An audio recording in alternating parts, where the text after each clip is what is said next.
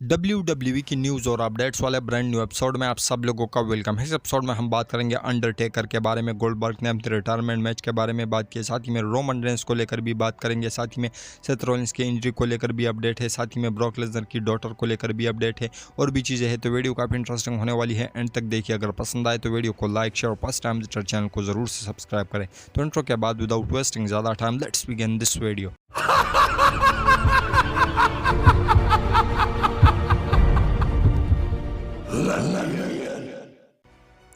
तो इस वीडियो के अंदर रोमन रेंस को लेकर 3 अपडेट है। सबसे पहला वाला जो हम स्टार्ट में कवर करेंगे, उसके बाद मिड में और एक एंड में। तो ऐसे में इस वीडियो के अंदर काफ़ी ज़्यादा अपडेट्स है, तो वीडियो के साथ चिपके रहना। तो सबसे पहले रोमन रेंस के बारे में बात करते हैं। तो रोमन रेंस की जो OTC 1 वाली मर्चेंडाइज है वो WWE शॉप के ऊपर टॉप 1 सेल बन चुकी है, और साथ ही में जो उसकी ट्राइबल चीफ वाली जो बेल्ट है, रेप्लिका बेल्ट, वो भी इस समय काफ़ी ज़्यादा कमाल की कमाई कर रही है, और वो फैंस जो है वो काफ़ी कमाल तरीके से ले भी रहे। और साथ ही में जो रोमन रेंस की ऑल सोशल मीडिया प्लेटफॉर्म के ऊपर जो व्यूवरशिप आई है उसके रिटर्न के ऊपर, तो वो 53 मिलियन प्लस व्यूवरशिप जो है वो बताई जा रही है तकरीबन 12 घंटों के अराउंड। तो इससे आप लोग अंदाज़ा लगा सकते हो कि रोमन रेंस को WWE क्यों इतना ज़्यादा पे करती है। तो आप लोग इसके बारे में क्या कहोगे। इसके साथ हम बात करते हैं अपनी नेक्स्ट अपडेट के बारे में, जो कि जुड़ा हुआ है ब्रॉक लेसनर की डॉटर से। तो ब्रॉक लेसनर की डॉटर तकरीबन उसका नाम है मिया और लेसनर, तो वो रिसेंट टाइम में कंफर्म करती है कि वो एक बंदे के साथ रिलेशन के अंदर आ चुकी है, और उसका जो नाम है वो ड्रू मास है। तो ऐसे में उन्होंने खुद से ये कंफर्म कर लिया है, और बहुत सारे फैंस इस बंदे का मजाक भी उड़ा रहे हैं कि भाई तुम्हारा ससुर जो है वो ब्रॉक लेसनर है, अगर तूने कोई ऐसा वैसा चीज़ किया तो वो तुम्हें सुप्लेक्स सिटी भेज देगा। तो आप लोग इसके बारे में क्या कहोगे। इसके साथ हम बात करते हैं अपनी नेक्स्ट अपडेट के बारे में, जो कि जुड़ा हुआ है ब्रॉन ब्रेकर से। तो ब्रॉन ब्रेकर को काफ़ी ज़्यादा अप्रिसिएशन मिली है, किस चीज़ के लिए। तो उन्होंने रिसेंट टाइम में जो मंडे नाइट रॉ के ऊपर गॉन्टलेट मैच के अंदर रसल किया, तो उन्होंने शुरुआत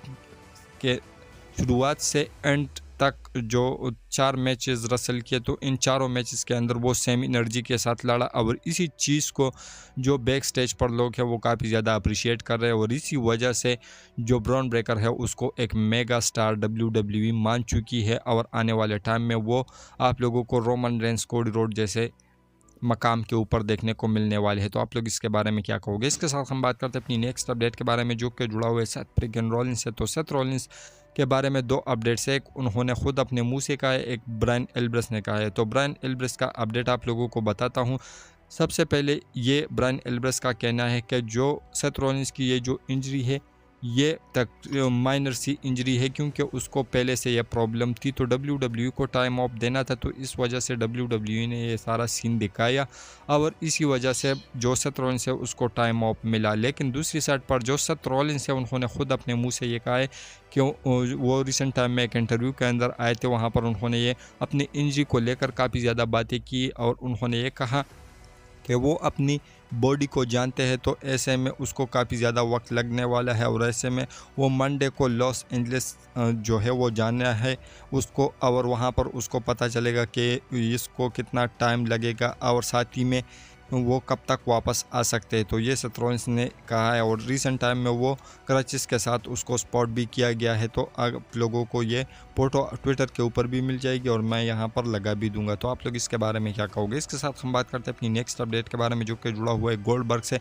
तो क्या गोल्डबर्ग सेटिस्फाइड नहीं है अपने रिटायरमेंट मैच से। तो रिसेंट टाइम में वो भी एरियल हलवानी के शो के ऊपर आए थे, जहाँ पर उनसे सवाल पूछा गया कि आप सेटिस्फाइड हो अपने रिटायरमेंट मैच से, या अपने जो रिटायरमेंट मैच के बेल्ट से, या जिस तरीके से उसकी जो स्टोरी लाइन चली। तो उन्होंने यहाँ पर ये कहा कि WWE के पास काफ़ी ज़्यादा टाइम था, वो जनवरी से मेरे रिटायरमेंट मैच को बिल्ड्स कर सकते हैं, लेकिन उन्होंने सिर्फ 3 हफ्ते का टाइम दिया, जो कि काफ़ी ज़्यादा बुरी बात है। साथ ही में उन्होंने ये भी कहा कि उसकी जो रिटायरमेंट स्पीच थी, जिस तरीके से उसको कट किया गया, तो ऐसे में अगर ये जॉन सीना और अंडरटेकर की रिटायरमेंट स्पीच होती तो उसके साथ ये नहीं होता। तो उन्होंने ये भी गिला किया, और साथ ही में उन्होंने ये भी कहा कि जो गुंतर के चॉप्स उसको पड़े, तो आप लोगों को पता होगा कि जो गुंतर के चॉप्स है वो काफ़ी ज़्यादा ख़तरनाक होते हैं। और उन्होंने ये भी कहा कि मैं गुंतर को कोई नीचा दिखाने की कोशिश नहीं करता, बल्कि वो मेरे सामने एक बच्चा है, और मैं काफ़ी ज़्यादा रिस्पेक्ट करता हूँ उसकी। तो ऐसे में मैं चाहता हूँ कि वो आगे जाकर एक बड़ा सुपरस्टार बने। लेकिन उसकी जो